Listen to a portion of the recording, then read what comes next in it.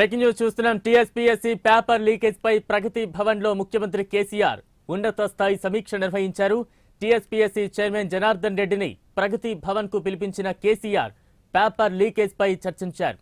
సమీక్షలో మంత్రి హరీష్ రావు, సిఎస్ శాంతికుమారి కూడా పాల్గొన్నారు.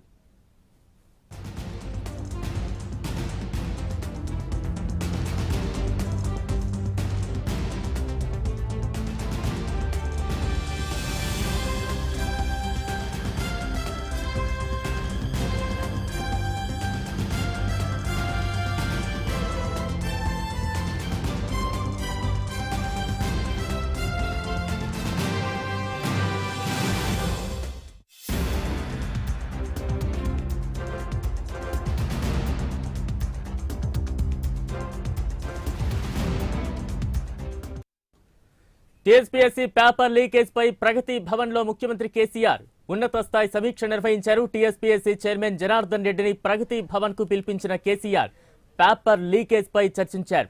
సమీక్షలో మంత్రి హరీష్ రావు, సిఎస్ శాంతికుమారి కూడా పాల్గొన్నారు. దీనికి సంబంధించి మరింత అప్డేట్స్ అందించేందుకు ప్రగతి భవన్ వద్ద తాజా సమాచారాన్ని అందించేందుకు మా ప్రతినిధి చందు లైవ్ లో సిద్ధంగా ఉన్నారు. Chandu, over to you. Balaram, TSPSC paper leakage అంశంపై ప్రగతి భవన్లో సీఎం కేసీఆర్ ఉన్నత స్థాయి సమీక్ష నిర్వహిస్తున్నారు. ఇప్పటికే టీఎస్పీఎస్సీ పేపర్ లీకేజ్ అంశం రాష్ట్రంలో పెనుదుమారం రేపుతోంది. మొత్తంగా ప్రతిపక్షాలన్నీ కూడా ప్రభుత్వంపై విరుచుకుపడుతున్న ఈ నేపథ్యంలోనే సీఎం కేసీఆర్ చైర్మన్ జనార్దన్ రెడ్డితో చర్చిస్తున్నారు. ముఖ్యంగా ఈ యొక్క సమావేశంలో మంత్రులు కేటీఆర్, హరీష్ రావు, అదేవిధంగా సిఎస్ శాంతికుమారి కూడా ఉన్నారు. ముఖ్యంగా పేపర్ లీకేజ్ అంశంపై సీఎం కేసీఆర్ చాలా సీరియస్గా ఉన్నట్టు కూడా మనకు సమాచారం అందుతోంది. ఎందుకంటే రాష్ట్రం ఏర్పడిన తర్వాత ఉద్యోగాల భర్తీకి సంబంధించి చాలా కాలంగా నిరుద్యోగులు ఆందోళన చేస్తూ ఉన్నారు. ఎప్పుడు నోటిఫికేషన్లు వస్తాయని చూశారు. ఈ నేపథ్యంలోనే మొదటిసారిగా తెలంగాణ రాష్ట్రంలో గ్రూప్ 1 పరీక్షను ప్రభుత్వం నిర్వహించింది. ఈ నేపథ్యంలో ఈ పేపర్ లీకేజ్ అంశాన్ని కూడా ప్రభుత్వం చాలా సీరియస్గా తీసుకుని తెలుస్తుంది. ఇప్పటికే సిటు దర్యాప్తు కొనసాగిస్తుంది. ఇప్పటికే 9 మంది నిందితులను కూడా అరెస్ట్ చేశారు. వాళ్ళు చెంచల్ కూడా జైలుకు తరలించారు. ఇప్పుడు వారిని మరోసారి కస్టడీ కూడా తీసుకోబోతున్నారు. ముఖ్యంగా చూసినట్లయితే పేపర్ లీకేజ్ అంశంలో ప్రతిపక్షాలు పెద్ద ఎత్తున కూడా ప్రభుత్వంపై దుమ్మెత్తిపోస్తున్నాయి. ముఖ్యంగా అటు బీజేపీ ప్రతిరోజు కూడా ఆందోళన చేస్తూ ఉంది. ముఖ్యంగా టీఎస్పీఎస్సీ ముట్టడించడమే కాదు, ముఖ్యంగా గవర్నర్ను కూడా కొద్దిసేపు క్రితమే బీజేపీ నేతలు కలిశారు. ఖచ్చితంగా టీఎస్పీఎస్సీని రద్దు చేయాలని కూడా వాళ్ళు డిమాండ్ చేస్తున్న పరిస్థితి మనకు కనిపిస్తుంది. మరోవైపు చాలా రోజులుగా, అంటే చాలా సంవత్సరాలుగా నిరుద్యోగులు కష్టపడి చదువుతున్నారు. వారందరూ కూడా ఎగ్జామ్ రాసి ఎంతో ఆశతో ఎదురు చూస్తున్న సమయంలో ఇప్పుడు పేపర్ లీకేజ్ అంశం చాలా ఇబ్బందికరంగా వారికి మారిందనే అంశాన్ని కూడా బీజేపీ నేతలు చెప్తున్నారు. మరోవైపు వాళ్ళు ఖచ్చితంగా ప్రతి ఒక్క ఎగ్జామ్ రాసిన నిరుద్యోగికి ₹1,00,000 ఇవ్వాలని కూడా ఆ ప్రభుత్వాన్ని డిమాండ్ చేసిన పరిస్థితి మనకు కనిపిస్తుంది. ఇక మరోవైపు కాంగ్రెస్ పార్టీ కూడా పెద్ద ఎత్తున ఆందోళన కూడా కొనసాగిస్తుంది.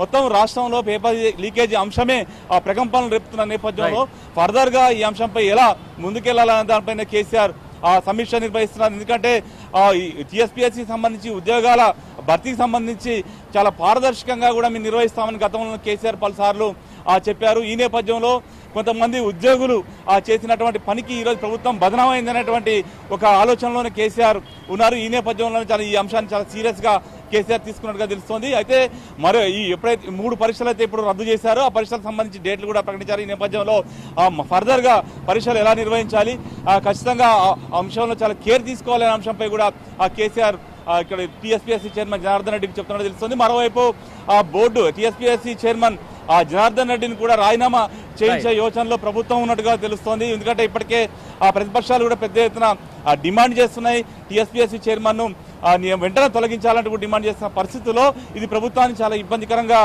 మారింది. ఎందుకంటే ఈ ఎన్నికల సంవత్సరం నవంబర్, డిసెంబర్ నెలలో ఎన్నికలు వచ్చే అవకాశం ఉన్న నేపథ్యంలో ఉద్యోగాల భర్తీ చేపట్టాలి, ఖచ్చితంగా నిరుద్యోగులను శాంతింపజేయాలి. వచ్చే ఎన్నికల్లో నిరుద్యోగుల ప్రభావం టీఆర్ఎస్ ప్రభుత్వంపై పడుతుంది, బీఆర్ఎస్ పై ఉండొద్దు అనేటువంటి భావనలోనే ఇటీవల కాలంలో భారీగా నోటిఫికేషన్లు ప్రభుత్వం వేసింది. అయితే పారదర్శకంగా నిర్వహిస్తామని చెప్పినప్పటికీ కూడా ఈరోజు పేపర్ లీకేజ్ అంశం మాత్రం నిరుద్యోగులకు శాపంగా మారింది. ఈ నేపథ్యంలో ప్రభుత్వం చాలా డైలమాలో పడింది, చాలా ఒత్తిడిలో ఉంది. ఈ నేపథ్యంలో ఈరోజు సమావేశం నిర్వహిస్తున్నాం. మరి కాసేపట్లోనే బీఆర్కే భవన్లో కేటీఆర్ మాట్లాడబోతున్నారు. Balaram, right, thank you Chandu. NTR జిల్లా ఇబ్రహీంపట్నం